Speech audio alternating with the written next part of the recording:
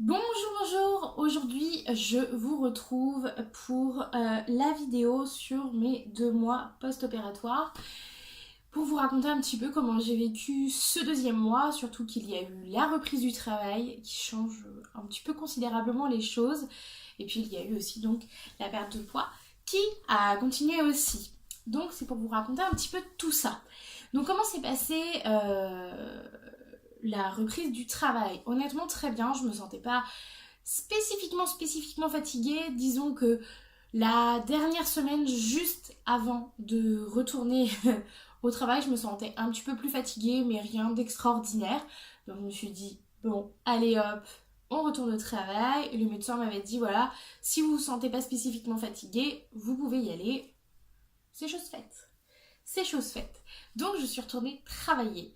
Honnêtement, j'étais bien contente parce que moi, je tournais un petit peu en rond. Mais au bout, voilà, les 2 premières semaines où j'ai repris, disons qu'il y avait des jours fériés, un jour férié par semaine, donc très honnêtement, tranquille, tranquille.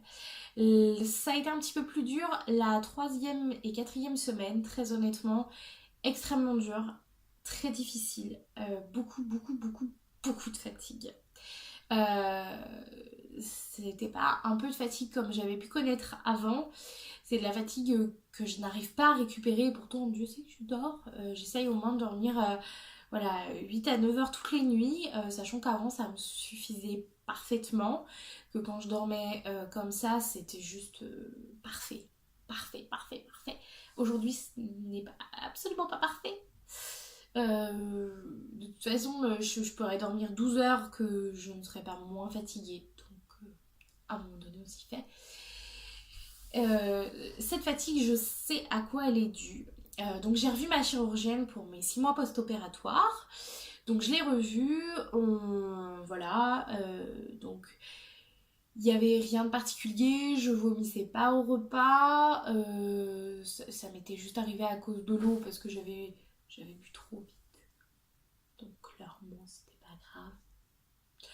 Voilà, hein, c'est de ma faute, je savais que je buvais trop, je savais que je buvais trop vite. Euh, voilà, c'était juste le temps que je calibre un petit peu ce que je pouvais boire en une seule fois. Ah, une fois que ça a été fait, très honnêtement, je n'ai pas eu d'embêtement là-dessus. Donc, je lui ai dit pas de soucis, tout va bien. Elle me demandait pour la fatigue, j'ai dit tout va bien aussi. Ça allait, c'est vrai que ça allait hein, quand je l'ai vu. Bon, j'étais un peu fatiguée, mais je savais que j'allais être fatiguée suite à l'opération, donc pour moi, il n'y avait rien d'inquiétant. Il est vrai que j'avais un petit peu de mal à faire mes collations, très honnêtement. J'avais beaucoup de mal à... Quand je suis au travail, je les faisais très bien, très bien. Quand j'étais à la maison, une fois que j'ai repris le travail, ça a été beaucoup plus compliqué parce qu'une fois qu'on est lancé dans sa journée de travail, et ben très honnêtement, moi ça me sortait un peu de l'esprit. Je me disais, oh tiens, faut que j'aille manger, faut que j'aille me chercher mon petit repas, mon petit truc, mon petit bidule, et très honnêtement, ça me sortait de la tête, hein. Donc ça m'arrivait, voilà, ça m'arrivait très souvent de, oh mince, il est 18 h, j'ai pas mangé, de toute façon je rentre chez moi, donc je remange dans 1 h30. Bon, est-ce qu'on fait un repas? On fait pas un repas? Bah, c'était suivant comment je me sentais, hein, très honnêtement. Quand j'étais pas au bout du rouleau, bah, je mangeais pas. Et quand j'étais vraiment au bout du rouleau, que j'avais un petit peu la tête qui tournait, là, je mangeais. Ce qui était absolument pas intelligent à ne pas reproduire, hein. On est d'accord, on ne reproduit pas ça, merci. Donc du coup on a fait une prise de sang avec la chirurgienne, elle m'a prescrit une prise de sang anormale. Elle m'a, dans la prise de sang, disons quand je l'ai reçue, j'ai bien vu qu'il y avait un souci. Mais je m'en suis pas plus inquiétée que ça. Je fais juste une petite parenthèse. Donc la majorité de la prise de sang est prise en charge par la sécurité sociale, sauf la vitamine B1, qui n'est absolument pas prise en charge par la sécurité sociale. Certaines mutuelles les remboursent, d'autres pas. Personnellement, les miennes ne la remboursaient pas et ça coûte 30 €.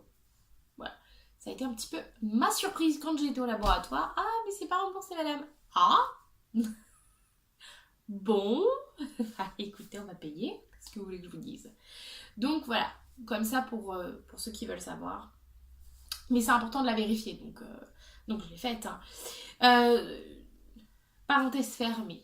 Donc elle a reçu les résultats et à partir de là elle m'a passé un coup de téléphone, donc je travaillais, donc elle m'a laissé un message dans lequel elle m'expliquait que la prise de sang n'était pas franchement au top, qu'il y avait l'albumine qui était en train de baisser et que voilà, et que en gros quand l'albumine baisse ça veut dire que on a un début de sous-nutrition, en gros qu'on ne mange pas assez et que du coup le corps est obligé de taper dans les muscles et non pas dans la graisse, ce qui n'est pas du tout l'objectif de l'opération, c'est de taper dans la graisse et pas dans les muscles. Donc c'était pas très bon, donc elle m'a dit il faut que je mange plus, il faut bien que je fasse mes collations et que je continue absolument le suivi. Sauf que le problème c'est que je n'arrivais pas à manger plus, que à chaque fois que je mangeais j'avais un espèce de poids sur l'estomac qui n'avait rien d'un truc pas bien, hein, c'est juste que j'avais... Voilà, manger m'emmerdait. Il y a pas d'autre terme, ça m'emmerdait. J'avais l'impression de devoir tout le temps manger, d'être tout le temps en train de réfléchir à ce que je vais manger. La nourriture ne m'intéressait plus, je n'éprouvais pas de plaisir à manger. C'était pas une question de quantité parce que les quantités me dérangeaient pas, mais c'est juste que je n'avais plus cette envie de manger. J'avais pas envie de manger. C'était très... Voilà. J'avais pas envie. J'avais pas envie, sauf que ben il fallait bien, puisque sinon ben, ça marche pas. Donc j'essayais de m'y tenir, etc. Quand je regardais ce que j'étais censée manger une collation d'après le protocole qu'on m'avait donné et ce que je mangeais, effectivement, je voyais bien que il manquait quelque chose, sauf que j'arrivais pas à le manger. Ça ne passait pas. J'avais ce sentiment de trop plein et si de toute façon j'essayais de manger ce qu'il y avait comme indiqué sur le protocole, très honnêtement, c'était nauséeux. C'est catastrophe. Donc j'ai fini par ne plus tenter, mais je me suis bien dit, il y a un souci, ça va pas. Voilà, ça va pas. Non seulement j'ai du mal à manger, mais en plus je suis extrêmement fatiguée.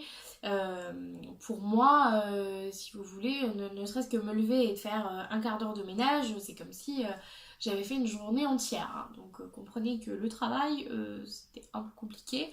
Voilà, je me suis retrouvée carrément un matin, j'arrive dans mon bureau, je me mets à pleurer tellement je suis fatiguée, je suis au bout du rouleau. Donc je finis par poser quelques jours de congé. Donc suite à ça, moi de toute façon je continue mon suivi auprès d'un psychologue. Je continuais de le voir, donc j'ai été le voir parce que je continue à le voir très fréquemment. Je le vois à peu près tous les 15 jours, tous les 1 mois si jamais. Et en fait pour lui c'était une espèce d'anorexie mentale. En gros je n'avais pas envie de manger parce que je voulais perdre plus vite, plus vite, plus vite, plus vite, plus vite, plus vite. Peut-être a-t-il raison, peut-être pas. Je suis pas fondamentalement convaincue que ce soit vraiment ça qui m'ait donné cette envie de allez, je mange pas, comme ça je vais perdre, parce que je savais très bien que c'était absolument ridicule et que ça allait être l'inverse. Donc voilà. Mais en gros, ça pour moi, ça a été assez compliqué. J'ai revu la nutritionniste, on a mis des choses en place, mais je voulais vraiment vous en parler pour faire attention surtout à ça en fait. On fait l'opération parce qu'on mange trop, souvent parce qu'on mange trop, d'autres parce qu'on a des métabolismes extrêmement lents qui font que souvent on a quand même des assiettes assez garnies quand on fait cette opération et puis même si ce n'était pas le cas d'ailleurs, bon voilà, on se retrouve avec cette avant l'opération, avoir envie de tout le temps manger, etc. Enfin, en tout cas, manger souvent, on n'a plus faim du tout. Mais alors, du tout. Très honnêtement, je peux passer une journée sans manger sans que je ressente ce manque de nourriture, ce besoin de manger, ce besoin de m'alimenter. Ce qui crée très souvent une très grosse complexité et dans très peu de cas, mais ça arrive, de l'anorexie mentale où, comme ma nutritionniste m'a dit, moi personnellement, elle penche plus pour de l'orthorexie, c'est-à-dire que je veux tellement manger ce qu'il faut, comme il faut, suivre le protocole à la lettre, que je finis par en être complètement perdue. Mais alors, complètement. Et je pense que c'est un petit peu ce qui s'est passé. C'est un petit peu ce qui s'est passé. Là, on est en train de remettre les choses en place. De toute façon, je vous en parlerai pour la vidéo des 3 mois, post-opératoires. Mais c'est vrai que ça peut être assez perturbant et ça l'a été énormément pour moi de passer d'un stade où j'avais tout le temps cette envie de manger, où j'adorais manger, je me mettais à la table, c'était waouh, youpi, youpi, youpi. Ah, mais de toute façon, j'ai pas faim, j'ai pas faim, j'ai pas faim, j'ai pas faim. Et c'est dur, c'est dur. Mais on finit pas, enfin, moi personnellement, je l'ai très mal vécu parce que ça a changé complètement ce que j'étais. C'est pour ça que je continue le suivi psychologue, hein, parce que je savais que ça pouvait être un petit peu difficile et ça l'a été. D'autant plus que personnellement, je me vois absolument pas maigrir. Voilà, donc, petit point info, j'ai reperdu 8 kilos pendant ce deuxième mois. Donc, à la fin du deuxième mois, j'étais à moins 16 kilos. Très très bien. Mais honnêtement, de temps en temps, je le vois un petit peu, très honnêtement, mais c'est très rare. C'est très rare, les trois quarts du temps, je ne le vois pas, je ne vois pas que j'ai maigri du visage, et pourtant tout le monde me le dit. On me dit que j'ai maigri des hanches, mais moi je ne le vois pas. Voilà, c'est des petites choses comme ça qui peuvent créer donc ce qu'ils appellent soit de l'orthorexie, soit de l'anorexie mentale. Donc surtout ne restez pas comme ça si vous vivez ces choses-là, consultez absolument vos médecins, peu importe qui c'est, que ce soit votre généraliste, votre nutritionniste ou votre chirurgien, voilà, peu importe qui c'est, ou le psychologue, si vous continuez à être suivi par un psychologue ou par un psychiatre, mais pitié, consultez, parce qu'on ne on peut pas vivre comme ça. Moi, ça m'a énormément tiré la sonnette d'alarme déjà quand j'ai eu le résultat de la prise de sang. Et l'autre chose qui m'a tiré la sonnette d'alarme, c'est ma nutritionniste qui m'a dit, mais il va peut-être falloir que vous soyez un petit peu en arrêt de travail. Alors ça, pour moi, c'était juste impensable. J'ai été un mois en arrêt de travail parce que voilà, parce qu'il fallait bien suite à l'opération, mais pour moi, il est hors de question que je retourne en arrêt de travail. Donc là, je peux vous dire, je me force à manger, pas n'importe quoi, mais suffisamment.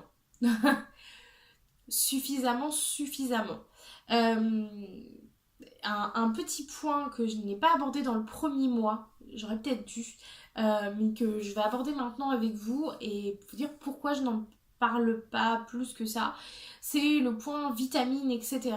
Euh, donc on m'en a prescrit, j'ai même un anti-reflux gastrique parce que très honnêtement ça me brûle.